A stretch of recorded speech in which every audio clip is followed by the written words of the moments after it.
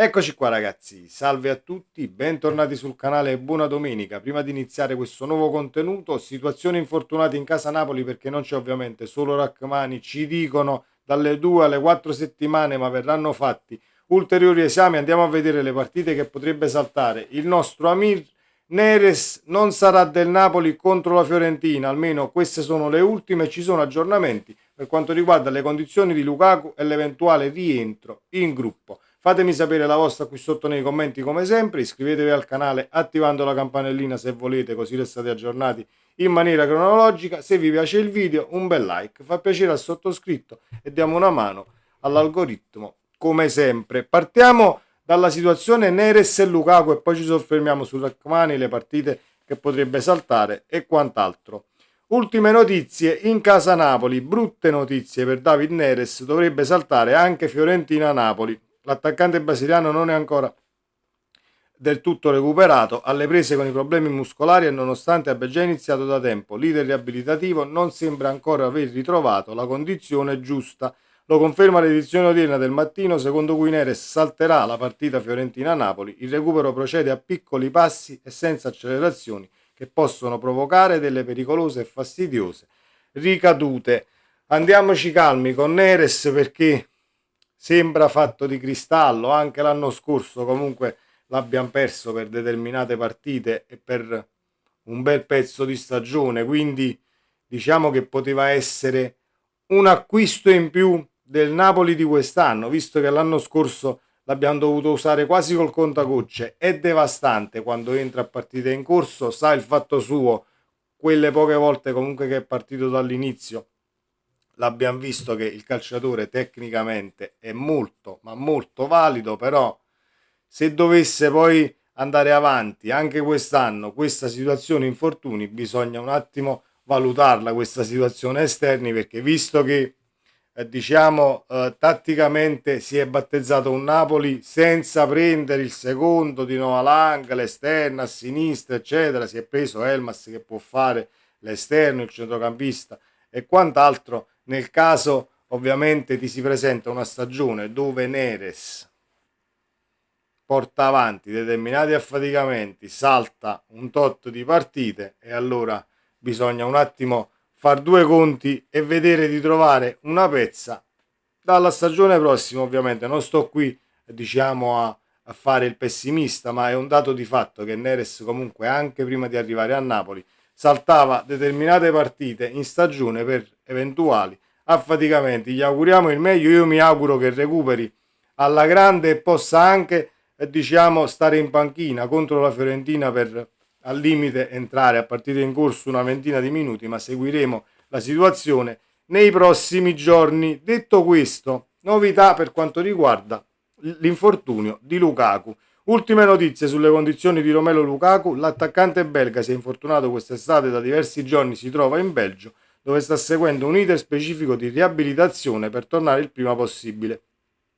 Secondo quanto riporta sempre il Mattino, nelle scorse ore Lukaku si è sottoposto ad una nuova visita medica presso la struttura di Bruxelles che lo sta seguendo. Il recupero procede secondo i piani, questa ovviamente è la diagnosi tra virgolette e le considerazioni fatte dopo questi ulteriori esami. Il recupero procede secondo i piani, l'attaccante dovrebbe rientrare a Napoli nei prossimi giorni per svolgere in sede alcune sedute di riabilitazione, per poi tornare ancora in Belgio per completare il lavoro rieducativo. Novità anche sui tempi di recupero di Lukaku. Non prima di dicembre tornerà ad essere disponibile. Quindi diciamo che quella situazione catastrofica non l'avremo per tutta la stagione, è febbraio, aprile, è marzo, è maggio, eccetera, eccetera, eccetera.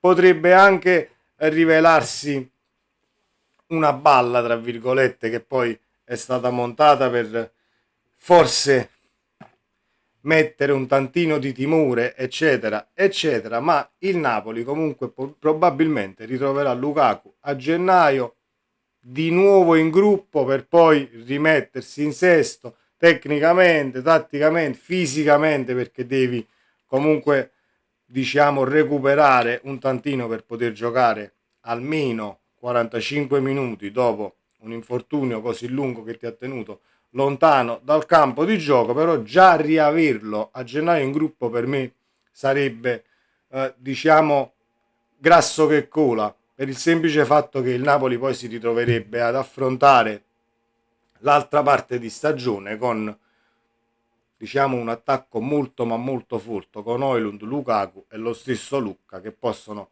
diciamo, giocare da prima punta.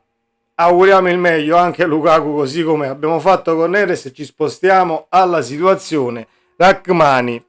I tempi di recupero stimati dopo gli esami fatti però con la nazionale, col Kosovo, deve fare ancora gli esami, gli riscontri a Napoli, con il Napoli, per avere la certezza su tempi di recupero e partite che poi potrebbe saltare, ci fanno sapere che potrebbe star fuori dalle 2 alle 4 settimane. Noi prendiamo solamente il peggio, quindi mettiamo il caso che salta 4 settimane, Rachmani sarebbe ai box, non potendo affrontare Fiorentina, City, Pisa, Milan, Sporting Lisbona e Genoa. Per quanto riguarda ovviamente la Serie A, dici vabbè, tanto Fiorentina, Pisa e Genoa, anche se nessuna squadra va sottovalutata, però visto il mercato che ha fatto il Napoli, è un Beukema che è già pronto per, appunto, soprattutto la Serie A, non mi faccio alcun problema. E poi diciamo che per lo stesso Beukema, perché Conte ci ha detto che Beukema è il sostituto di Rachmani in conferenza tempo fa, per lo stesso Beukema secondo me sarà un innesto di fiducia e tantissima benzina a livello mentale per quanto riguarda la Champions League con il Napoli. È vero che, diciamo, l'hai fatta anche col Bologna, quindi non è che è uno sprovveduto dal punto di vista europeo, e vedremo poi l'esordio con la maglia azzurra di Beukema anche in Champions. Dovrebbe saltare queste 6 partite Rachmani. Se fosse così, infatti, i tempi di recupero sarebbero di almeno un mese, tornerebbe per la partita del 18 ottobre contro il Torino. Secondo quanto raccolto in esclusiva da Calcio Napoli 24, nella serata di ieri, infatti, il giocatore ha effettuato gli esami strumentali per capire l'entità dell'infortunio, visto che stamattina, ieri mattina, ovviamente avvertiva ancora dolore e aveva ancora ghiaccio applicato sulla zona dell'infortunio. Secondo le prime stime si tratterebbe di un infortunio che lo terrà lontano dai campi, scusate, dalle 2 alle 4 settimane. Questo è lo scenario prefigurato dai medici della nazionale kosovara al difensore dopo l'esito degli esami strumentali. Idealmente si spera un recupero per la sfida contro il Milan del 28 settembre, ma ad oggi fare una previsione, diciamo che è ancora fuori luogo, anche perché la stima per farlo rientrare contro il Milan sarebbe di 2 settimane, quindi un infortunio di entità minore. 2 settimane invece che un mese, non ci facciamo assolutamente la testa, anche se Amir è Amir per quanto riguarda il peso in campo, nello spogliatoio e dal punto di vista tattico nello scacchiere di mister Conte, perché è quel centrale che Conte ha definito è un robot, è un computer, come lo programmi così te lo trovi, tra virgolette. Forse può essere brutta come considerazione, però dal punto di vista calcistico vuol dire che è un calciatore sul quale puoi fare totalmente affidamento in qualsiasi condizione, situazione e competizione. Amir è cresciuto tantissimo da quando è arrivato in azzurro fino ad oggi, e l'anno scorso ha fatto una stagione mostruosa, e non solo, anche nell'anno dello scudetto di Spalletti, perché nell'annata, diciamo, dei 3 allenatori è inutile andare a dire Rachmani che stagione, però alti e bassi, perché lì non si salvava praticamente nessuno, salvo forse qualche calciatore come Politano, che in quell'annata disastrosa comunque ebbe una stagione, per quanto mi riguarda, più che sufficiente, con qualche gol molto ma molto pesante e anche molto molto bello. Fatemi sapere ovviamente cosa ne pensate, se volete, nella sezione qui sotto dei commenti. Una buona domenica a tutti, ripeto, per chi è arrivato ovviamente alla fine di questo contenuto, non sto qui assolutamente a fare il pessimista e a fasciarmi la testa per gli infortuni in casa Napoli, riportiamo solo le ultime notizie e gli aggiornamenti che ci arrivano per fare il punto della situazione. Sempre Forza Napoli, ci vediamo nel prossimo contenuto. Ciao!